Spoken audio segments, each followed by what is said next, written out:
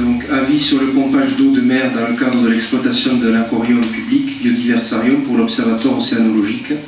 L'Université Pierre et Marie Curie a obtenu un permis de construire pour la création d'un nouvel aquarium public dédié à la présentation de la biodiversité méditerranéenne et des recherches développées par l'Observatoire océanologique.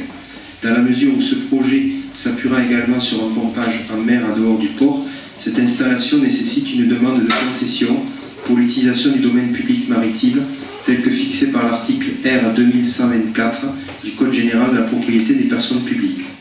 Le dispositif de pompage en mer desservira deux bâtiments, le biodiversarium et le laboratoire Arago, à partir d'une nouvelle prise d'eau en mer et aura pour objectif l'approvisionnement en eau de mer des bassins accueillant les espèces et les laboratoires.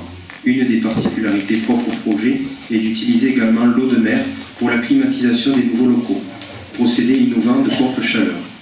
La prise d'eau sera constituée d'une canalisation d'aspiration de diamètre 315 mm. L'eau de mer sera pompée à 50 mètres au large, en prolongement de la digue de l'île Grosse à une profondeur de 14 mètres, sur un fond sableux.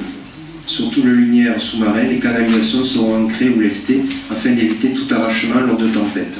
L'apport d'eau de mer au sein de l'aquarium sera compensé quantitativement par un rejet d'eau de mer usée en provenance des aquariums et des bassins.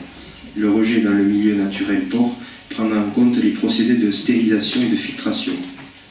Le dossier technique joint à cette demande précise que le pompage n'aura aucune incidence sur le maintien de la qualité des eaux et sur les usages, et que les caractéristiques des eaux rejetées seront compatibles avec la conservation de la qualité des eaux du port de plaisance, sans incidence sur la faune et la flore aquatique ou encore sur les usages de l'eau.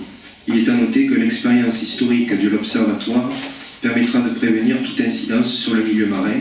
Le projet du biodiversarium ne s'accompagnera ainsi d'aucun effet dommageable, tant sur la qualité du milieu marin que sur les usages, ou encore sur la richesse de la biodiversité. À ce stade, il est demandé aux membres du Conseil de donner un avis sur cette prise d'eau en mer qui nécessite une concession d'utilisation du domaine public maritime en dehors du port. Question? Qui est contre? Pour? Tout le monde, merci. Hein? Abstention? D'accord, je demanderai s'il vous plaît, direction de séance, 5 minutes.